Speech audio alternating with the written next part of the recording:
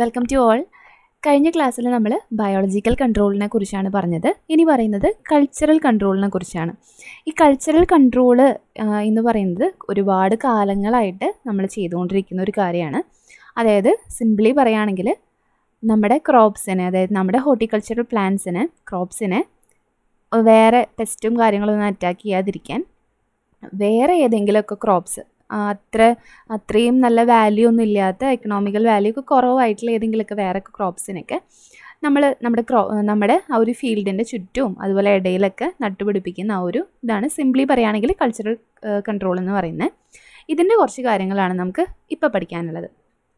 Okay, this is the deliberate modification of agricultural practices or farm operations to the disadvantages of pest population, either to locally eliminate them or to reduce their population too much below the damage threshold level. Threshold level എന്താണെന്ന് മനസ്സിലായോ?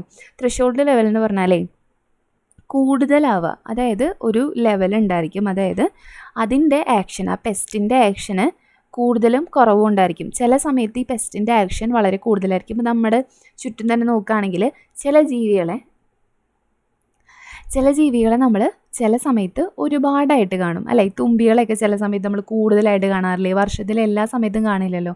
അപ്പോൾ ആ കൂടുതലായിട്ട് കാണുന്ന സമയത്ത് അവരുടെ action എന്ന് പറഞ്ഞാൽ കൂടുതലായിരിക്കും, അല്ലേ? ഇപ്പോൾ ബട്ടർഫ്ലൈസ് കൂടുതലായിട്ട് ഉണ്ടാകുന്ന ഒരു സമയമാണെന്ന് വെച്ചിട്ടുണ്ടെങ്കിൽ ആ സമയത്ത് ഈ നമ്മുടെ പോളിനേഷനും കാര്യങ്ങളൊക്കെ, അതായത് ബട്ടർഫ്ലൈസിൻ്റെ പോളിനേഷനും കാര്യങ്ങളൊക്കെ കൂടുതലായിരിക്കും, അല്ലേ? അതായത് അവരുടെ ആക്ഷൻ കൂടുതലാണ്. അതുപോലെ തന്നെ ഈ പെസ്റ്റുകളുടെ ആണെന്നുണ്ടെങ്കിൽ പെസ്റ്റ് കൂടുതലായിട്ട് ഉണ്ടാകുന്ന സമയത്ത് അവരുടെ ആക്ഷൻ കൂടുതലായിരിക്കും, അതായത് ക്രോപ്സിനെ ഡാമേജ് ചെയ്യാനുള്ള ആ ഒരു ലെവൽ കൂടുതലായിരിക്കും, നോർമലി ഉള്ളതിനെക്കാട്ടും കൂടുതലായിരിക്കും. അതാണ് ആ ഒരു ത്രെഷോൾഡ് ലെവൽ എന്ന് പറയുന്നത്. ഓക്കെ, ഇനി this prevents the pest from destroying the crop. Cultural method is the cheapest of all control measures. എന്താണ് നമ്മൾ പറയുന്ന എല്ലാത്തിലും വെച്ചിട്ട് ഏറ്റവും ചീപ്പസ്റ്റ് ആയിട്ടുള്ള മെത്തേഡാണ് കൾച്ചറൽ കൺട്രോൾ എന്നുള്ളത്. അതിന് കുറച്ച് ടൈപ്പ് കൾച്ചറൽ കൺട്രോൾസ് ഉണ്ട്. അതാണ് ക്രോപ്പ് റൊട്ടേഷൻ, ട്രാപ്പ് ക്രോപ്പിംഗ് അല്ലെങ്കിൽ companion cropping, mixed cropping and tillage operations. Okay, നമുക്ക് ഓരോന്നായിട്ട് നോക്കാം. വളരെ ചെറിയൊരു ഭാഗമാണ് കൾച്ചറൽ കൺട്രോളിൻ്റെ. ഫസ്റ്റ് വണ്ണാണ് ക്രോപ്പ് റൊട്ടേഷൻ. ക്രോപ്പ് റൊട്ടേഷൻ എന്തായിരിക്കും? അതായത് ആ ഒരു വാക്കിൽ തന്നെയുണ്ട്, അതായത് ഒരേ ഫീൽഡിൽ നമ്മൾ സെയിം സ്പീഷീസിനെ തന്നെ, ഇതിപ്പോൾ ഇപ്പോൾ നമ്മൾ നെല്ലുള്ള പാടത്ത് എല്ലാ സമയത്തും നെല്ലിനെയാണോ കൃഷി ചെയ്യുക? അല്ല. വേനൽക്കാലം ആകുമ്പോൾ നമ്മൾ നെല്ലൊക്കെ കൊയ്ത് കഴിഞ്ഞാൽ അവിടെ പച്ചക്കറി നടും, അല്ലേ?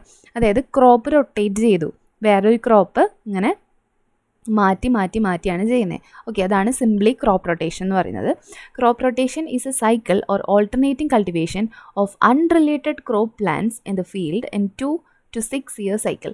എന്താണ് അൺറിലേറ്റഡ് ആയിട്ടുള്ള പ്ലാന്റ്സ്? അതായത് ഇപ്പോൾ നെല്ലാണെന്നുണ്ടെങ്കിൽ അവിടെ ഗോതമ്പ് കൊണ്ട് നടാതെ, ഇപ്പോൾ പച്ചക്കറികൾക്ക് നെല്ലുമായിട്ട് വലിയ ബന്ധമൊന്നുമില്ല, അല്ലേ? അപ്പോൾ ഇങ്ങനെ പരസ്പരം ബന്ധമില്ലാത്ത ടൈപ്പ് പ്ലാന്റ്സ് ഒക്കെ ഇങ്ങനെ റൊട്ടേറ്റ് ചെയ്ത് നടുക, ഓൾട്ടർനേറ്റ് ആയിട്ട് നമ്മൾ നടുക. അതുപോലെ monoculture and repeated cultivation. Monoculture എന്ന് പറയുന്നത് ഒരു പ്ലാന്റ് തന്നെ ഒരേ സമയത്ത് കൾട്ടിവേറ്റ് ചെയ്യുന്നതാണ്. അല്ലെങ്കിൽ ഇപ്പോൾ പോയേസിയയിൽ പെടുന്ന നമ്മുടെ നെല്ലും ഗോതമ്പും ഒക്കെ തന്നെ ചെയ്യുന്നതാണ് മോണോകൾച്ചർ എന്ന് പറഞ്ഞാൽ. Okay, and repeated cultivation. Okay, ഇപ്പോൾ നെല്ല് മാത്രം കൃഷി ചെയ്തുകൊണ്ടിരിക്കുക, 10 കൊല്ലമായിട്ട് ഒരു പാടത്ത് നമ്മൾ നെല്ല് മാത്രമേ കൃഷി ചെയ്യുന്നുള്ളൂ. ഓക്കെ, അതുപോലെയൊക്കെ ആണെന്നുണ്ടെങ്കിൽ എന്താ സംഭവിക്കുക? ആ ഒരു പ്ലാന്റിന്, അതായത് നെല്ലെന്ന് പറയുന്ന ആ ഒരു ചെടിക്ക് അതിൻ്റെ പെസ്റ്റ് നന്നായിട്ട് അവിടെ വളർന്നിട്ടുണ്ടായിരിക്കും, അല്ലേ? കാരണം എപ്പോഴും അവിടെ എന്തുണ്ട്? നെല്ലുണ്ട്. സോ നെല്ലിനെ തിന്നാൻ പറ്റുന്ന അല്ലെങ്കിൽ നെല്ലിനെ എഫക്റ്റ് ചെയ്യുന്ന ആ പെസ്റ്റും പാത്തോജൻസും ഒക്കെ കൂടുതൽ അതിൻ്റെ ഇമ്മ്യൂണിറ്റിക്ക് ബൂസ്റ്റ് ചെയ്തിട്ട് നന്നായിട്ട് വളർന്നുകൊണ്ടിരിക്കുകയാണ്. ഓക്കെ, അപ്പോൾ ക്രോപ്പ് റൊട്ടേഷൻ അതിന് സഹായിക്കും, അതായത് ഇങ്ങനെയുള്ളത് മാറ്റാൻ വേണ്ടിയിട്ട്, ഈ പാത്തോജൻസിനെ പെസ്റ്റിനെയൊക്കെ നശിപ്പിക്കാൻ വേണ്ടിയിട്ട് സഹായിക്കും. കാരണം നമ്മൾ വേറെ ചെടികളാണല്ലോ നടുന്നത്. Different species with different soil requirements are rotated in different cycle. എന്താ ഡിഫറെൻറ്റ് സോയിൽ റിക്വയർമെൻറ്റ്സ് അല്ല, അതായത് നമ്മളിപ്പോൾ പറഞ്ഞ പോലെ പച്ചക്കറികൾ നടുമ്പോൾ പച്ചക്കറികൾക്ക് ആവശ്യമുള്ള ടൈപ്പ് മൈക്രോന്യൂട്രിയൻസും മാക്രോന്യൂട്രിയൻസും ഒക്കെ ഉണ്ടാവും, അല്ലേ? അതായിരിക്കില്ല ചിലപ്പോൾ, അല്ലെങ്കിൽ അതേ എമൗണ്ടിൽ അതേ ആളുകളെ ആയിരിക്കില്ല നെല്ലിന് ആവശ്യമുള്ളത്, അല്ലേ? അപ്പോൾ വേറെ ആളുകളെ നടുമ്പോൾ അവർക്ക് വേണ്ട സാധനങ്ങൾ മാത്രമേ എന്ത് ചെയ്യുള്ളൂ? ആ ഒരു സോയിലിന് അബ്സോർബ് ചെയ്യുള്ളൂ. Rotation of crops is highly effective. കാരണം എന്തുകൊണ്ടാണ് പറഞ്ഞു വെച്ചിട്ടുണ്ടെങ്കിൽ നെല്ല് മാത്രമാണെങ്കിൽ നെല്ലിന് വേണ്ട സാധനങ്ങൾ മാത്രമേ ആ ഒരു മണ്ണിൽ നിന്ന് എടുക്കുള്ളൂ അല്ലേ. അപ്പോൾ അങ്ങനെ എടുത്തു കഴിഞ്ഞാൽ അതിൻ്റെ എമൗണ്ട് കുറയുകയും ചെയ്യും അല്ലേ. അപ്പോൾ അത് അവിടെ ഒരു ഇംബാലൻസ് ഉണ്ടാക്കാൻ കാരണമാവും. പക്ഷെ ഇങ്ങനെ ചെയ്യുമ്പോൾ എല്ലാതും അതിൻ്റേതായ അളവിലേ ഉപയോഗിക്കുള്ളൂ. Rotation of crops is highly effective in controlling soil inhabiting pests and pathogens which cannot survive and thrive in the soil if the host is absent for 2 to 3 years. എന്താണ് ഇപ്പോൾ ഇതെന്ന് പറയുന്നത്, ഈ ക്രോപ്പ് റൊട്ടേഷൻ എന്ന് പറയുന്നത് നല്ല effective ആയിട്ടുള്ളൊരു മെത്തേഡാണ്. കാരണം ഇപ്പോൾ നമ്മൾ ഒരു 2 വർഷം നെല്ല് കൃഷി ചെയ്തിട്ട് അടുത്ത 2 വർഷം വേറെ ഏതെങ്കിലും ഒരു ചെടി കൃഷി ചെയ്തു എന്ന് വിചാരിക്കാം. അങ്ങനെ ചെയ്യുകയാണെന്നുണ്ടെങ്കിൽ ഈ നെല്ലിനെ എഫക്റ്റ് ചെയ്യുന്ന സെയിം പെസ്റ്റ് ചിലപ്പോൾ നമ്മൾ മാറ്റി കൊടുത്തിട്ടുള്ള ക്രോപ്പിനെ എഫക്റ്റ് ചെയ്യണമെന്നില്ല. ഓക്കെ, അപ്പോൾ ഒരു വർഷമൊക്കെ നമ്മൾ ഇതേ മാറ്റിയിട്ടുള്ള പുതിയ ക്രോപ്പ് തന്നെ കൃഷി ചെയ്യുകയാണെന്നുണ്ടെങ്കിൽ നെല്ലിനെ മാത്രം കഴിക്കുന്ന അല്ലെങ്കിൽ നെല്ലിനെ മാത്രം ഇൻഫെക്റ്റ് ചെയ്യുന്ന ആ ഒരു ടൈപ്പ് പെസ്റ്റ് എന്ത് ചെയ്യില്ല, സർവൈവ് ചെയ്യില്ല, നശിച്ചു പോകും. കാരണം അത്രയും നാളൊന്നും കറക്റ്റായിട്ട് ഫുഡ് കഴിക്കാതിരിക്കാൻ പറ്റില്ലല്ലോ. ഓക്കെ, അത്രയാണ് ക്രോപ്പ് റൊട്ടേഷൻ്റെ ഭാഗം. എളുപ്പമാണെന്ന് വിചാരിക്കണം, മനസ്സിലായെന്ന് വിചാരിക്കണം. ഓക്കെ, ഇനി ട്രാപ്പ് ക്രോപ്പിംഗ് അല്ലെങ്കിൽ കമ്പാനിയൻ ക്രോപ്പിംഗ്. ട്രാപ്പ് ക്രോപ്പിംഗ് എന്താ, ട്രാപ്പ് ചെയ്യുക അല്ലേ. അല്ലെങ്കിൽ കമ്പാനിയൻ ക്രോപ്പിംഗ് എന്ന് പറയുമ്പോൾ കൂടെയാണ്, റൊട്ടേറ്റ് ചെയ്യുകയല്ല. അതായത് ക്രോപ്സ് ഒരെണ്ണം കഴിഞ്ഞിട്ട് ഒരെണ്ണമല്ല, കമ്പാനിയൻ ആണ്, അതായത് ഒരുമിച്ച് നടത്തുകയാണ്.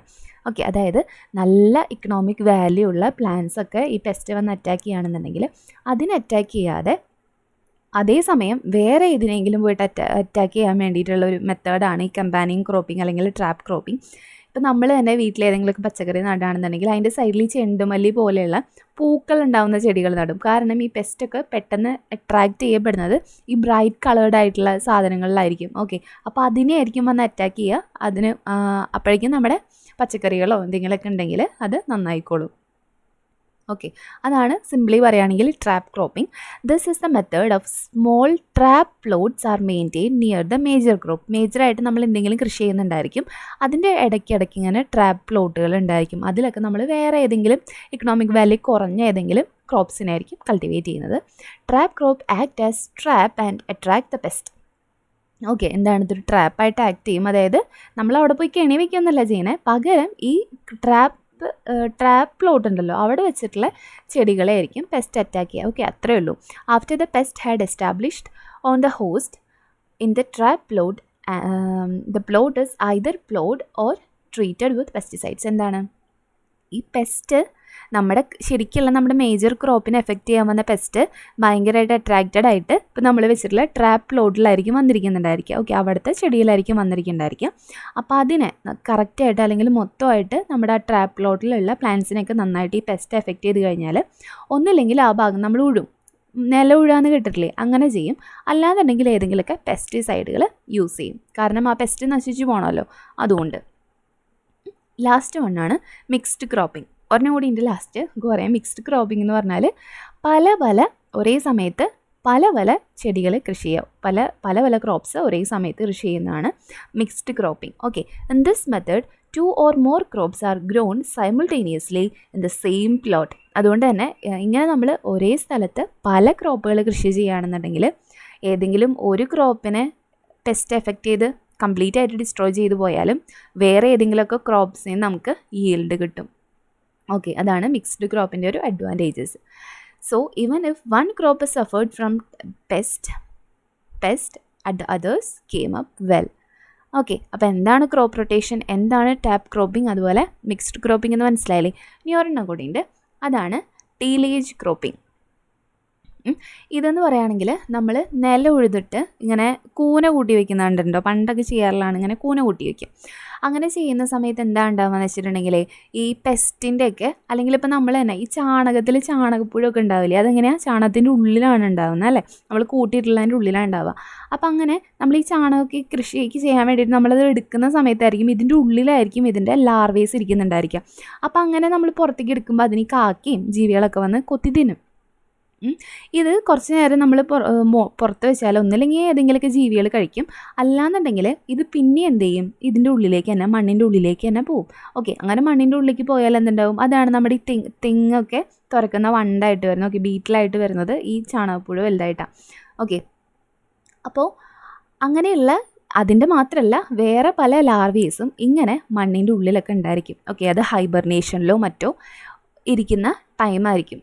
അങ്ങനെ ഉണ്ടായിരിക്കുന്നതിന് നമ്മൾ ഈ മണ്ണൊക്കെ പ്ലോ ചെയ്ത് കഴിഞ്ഞാൽ, മണ്ണൊക്കെ ഇങ്ങനെ കിളച്ച് മറിച്ചിട്ട് കഴിഞ്ഞാൽ, ഉഴുത് മറിച്ചിട്ട് കഴിഞ്ഞാൽ ഈ ലാർവേസും എഗ്സൊക്കെ പുറത്താവുകയും അതിന് ഏതെങ്കിലുമൊക്കെ ജീവികൾ വന്ന് കഴിക്കുക, അല്ലെങ്കിൽ ചിലപ്പോൾ ഡയറക്റ്റ് സൺലൈറ്റ് കിട്ടിയിട്ടുണ്ടെങ്കിൽ, നല്ല ഹോട്ടായിട്ടുള്ള സൺലൈറ്റ് കിട്ടിയിട്ടുണ്ടെങ്കിൽ നശിച്ചു പോകുന്ന ടൈപ്പൊക്കെ ആയിരിക്കും ഈ എഗ്ഗും ലാർവയൊക്കെ. അപ്പോൾ അങ്ങനെ ഡയറക്റ്റ് ആക്ഷൻ വന്നു കഴിഞ്ഞാൽ അത് ചീത്തയായി പോവുകയും ചെയ്യും. ഓക്കെ, അതാണ് സിംപ്ലി പറയുകയാണെങ്കിൽ ടീലേജ് ക്രോപ്പിംഗ്. നമുക്ക് പോയിന്റ്സ് നോക്കാം. Through ploughing help burying and kill soil inhibiting insect and their eggs, larvae and pupae, and also to explore hibernating stages of some other hot to hot sun, desiccation and bird predation. Okay, അത് എങ്ങനെയെങ്കിലൊക്കെ നശിച്ചു പൊക്കോളും, പക്ഷികൾ തിന്നെ അങ്ങനെ എങ്ങനെയെങ്കിലൊക്കെ നശിച്ചു പൊക്കോളും. ഇപ്പോൾ നമ്മൾ പറഞ്ഞ കാര്യങ്ങളാണ് കേട്ടോ ഒരു പോയിന്റിലുള്ളത്.